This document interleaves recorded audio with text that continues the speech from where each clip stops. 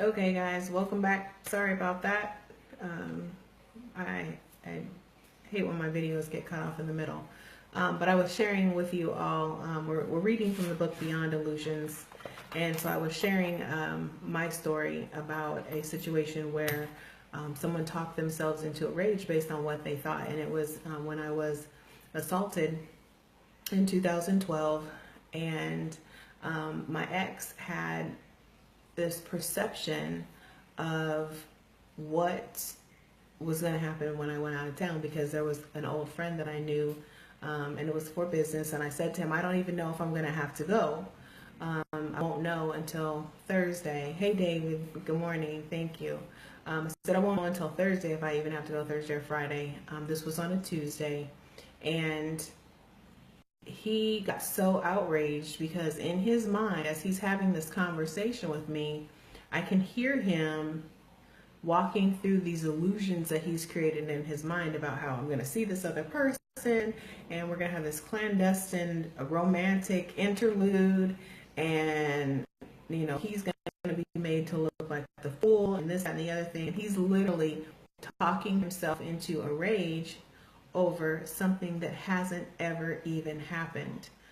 Something that I wasn't even sure I was going to be going out of town. I didn't know. I said I may have to.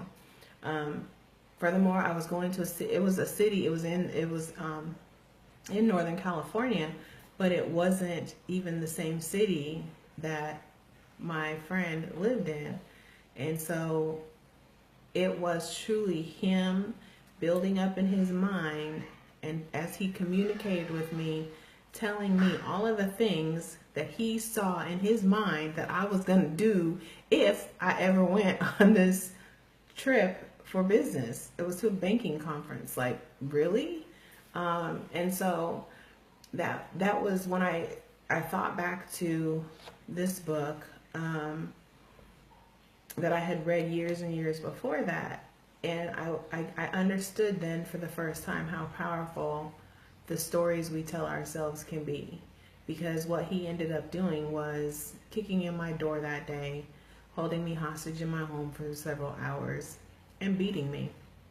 All the while telling me how much he loved me, and that he told me I would never be able to leave him, and so forth and so on. But that was all based on a thought he had attached himself to in his mind, an illusion he had created about what I may do 4 or 5 days in the future, of which never happened, in part because my coworker was able to take the trip, and secondly because he had assaulted me, so therefore I couldn't travel. Hey, Danielle.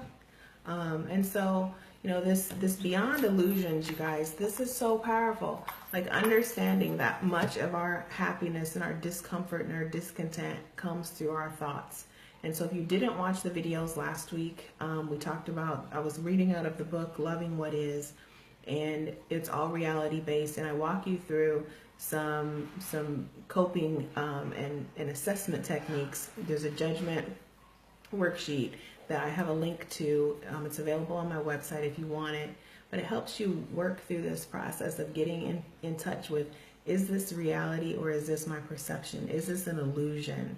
Am I creating something? Am I attaching myself to the thought of something that may occur, or am I really dealing with some sort of a reality? I miss you too, Danielle. We need to catch up.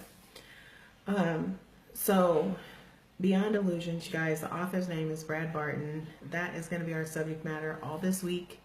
So 7 days, we're really going to dig into and take a deep dive into what it's like to challenge the illusions, change your mindset, change your attachment to various perceptions and the way you perceive things.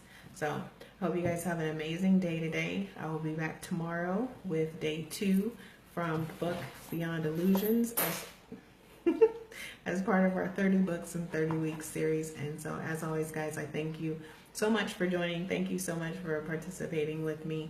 But more than anything, thanks for living life on Mars. Have an amazing day, and we'll talk soon.